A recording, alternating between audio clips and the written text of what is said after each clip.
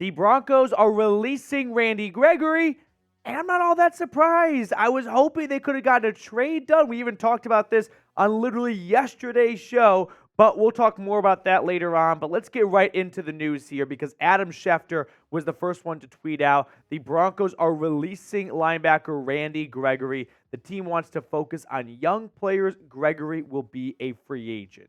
Now, this was the first of a couple of tweets that came in with some more clarity on why Denver decided to move on from Randy Gregory. Mike Kliss would later on tweet, per source, in light of Randy Gregory having his playing time reduced and not starting, he realized it wasn't a good fit here. New staff likes young talent. He asked for release yesterday. Sean Payton slept on it and decided best for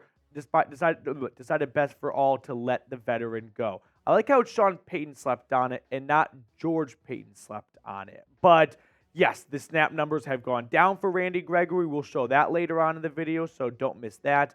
But ultimately, I think Randy Gregory comes out of this a little happy because he got all of his guaranteed money. Only $28 million was guaranteed, so he got pretty much close to 100% of it. And then the Broncos don't come out happy necessarily. It's an all-time free agent bust. But at least they kind of move on from, I wouldn't say a headache, but a relationship that just wasn't going anywhere. And they were more interested in Nik Bonitto and Jonathan Cooper. I'm sure they wish they could have gotten something for him in a trade, but no one wanted to trade for that contract for the way he was playing right now. So Denver decides, you know what, let's just move on, even if it's kind of a loss on our end. Rather than holding on to him and hoping he turns it around, let's just go full on with Bonitto and Cooper. So we'll talk more about those two things and those two guys in just a second.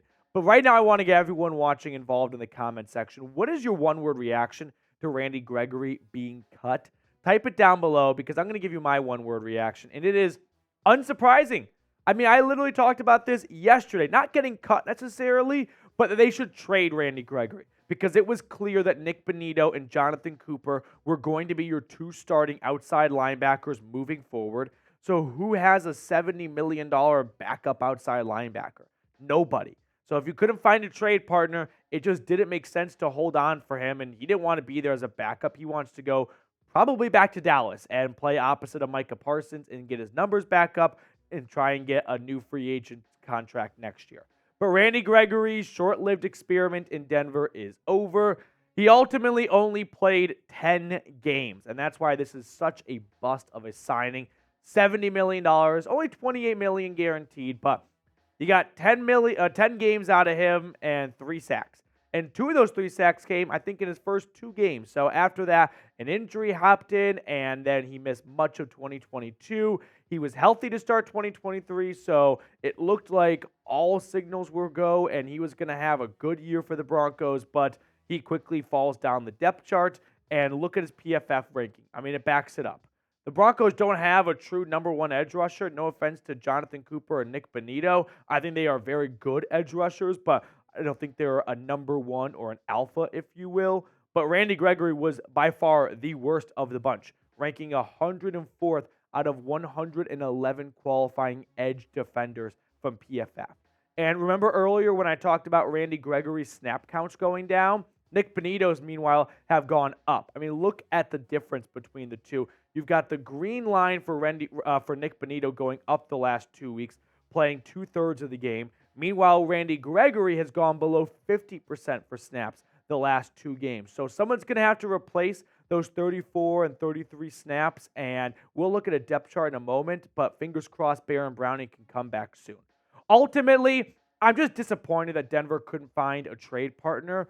Again, when you've got a decent contract like Randy Gregory has and very few good plays this season, there aren't going to be a lot of teams lining up, and teams know once a team calls, hey, we're trying to trade Randy Gregory, oh, well, he sucks, and he sucks this year at least, and he's got a big contract.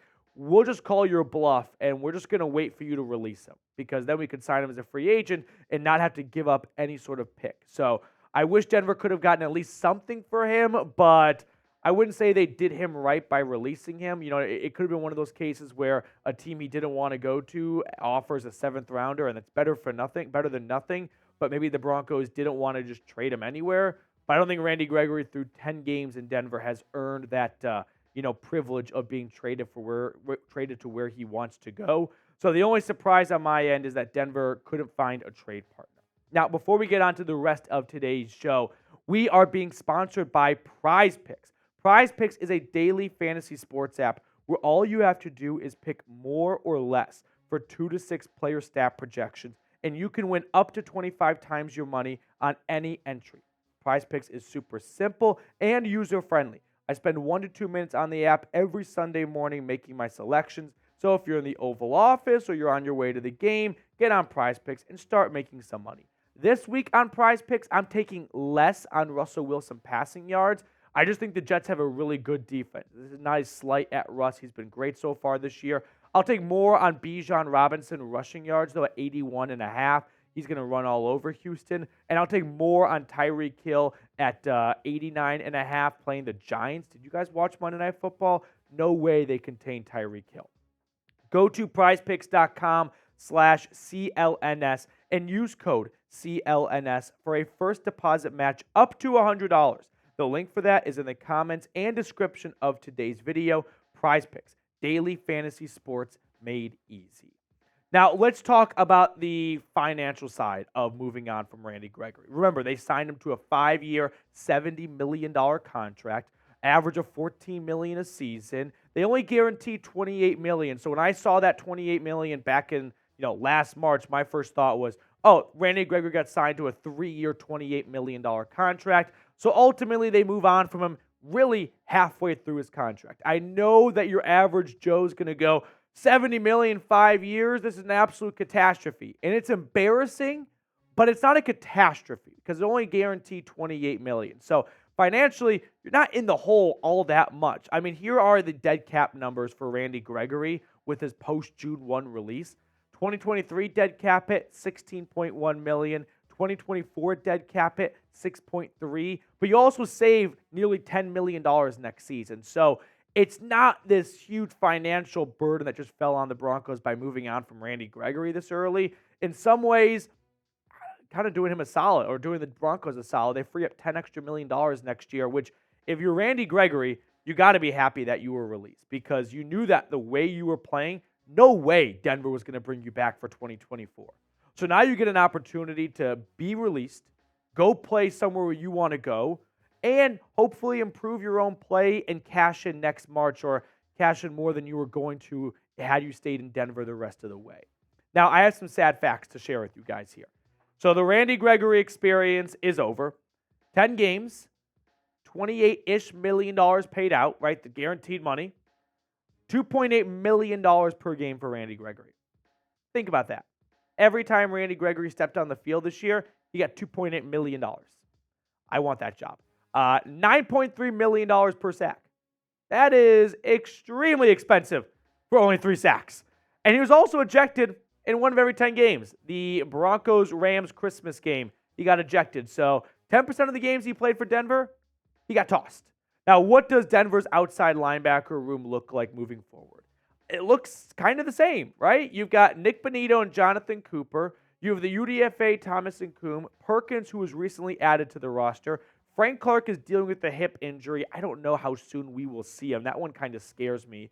Then you've got Baron Browning on the PUP list. Now, we are past week 4, which means Baron Browning can be activated off the PUP and open up that 21-day practice window to come resume playing with the team at any moment.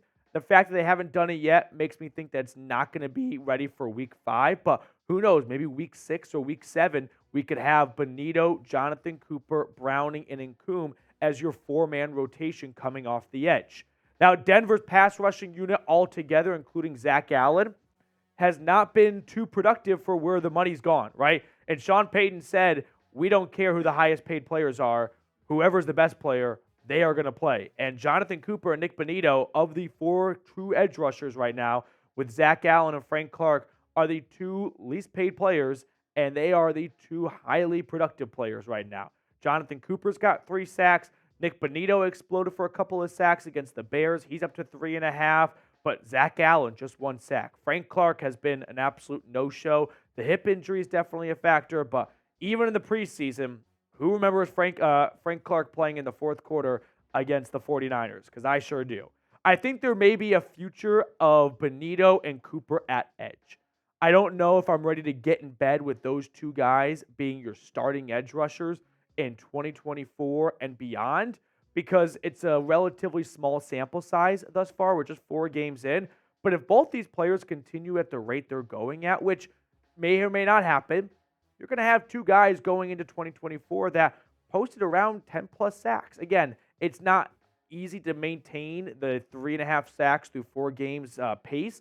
But even if Nick Bonito finishes the year with 8 or 9 sacks, that's got to feel like a huge win for him in year 2. And if Jonathan Cooper can finish the year around 9 to 10 sacks, Denver might not go into 2024 with edge being the biggest need in free agency. It might just be a need where you need to kind of replenish your stable a little bit and get some more horses and get some more depth, whether that's a little bit later in the draft or a little bit lesser or lower on the totem pole in free agency, and you can allocate your first-round pick and your free agency big bucks to bigger needs, which right now, well, there's a long list, but I don't think it's going to be edge rusher if Bonito and Cooper can continue to play the way they are. But if we do see them taper off a little bit, that's going to change things. Now, never miss a single piece of breaking Broncos news when you are subscribed to the channel. We got a short out as soon as the news came out. Me and producer Tex got in the studio, ASAP Rocky, to get you guys a video. So if you're not subscribed yet, consider going ahead and doing so. One more thing before we get on out of here. Ouch for George Paton. This is not pretty for George, and I do wonder what his future is with the team.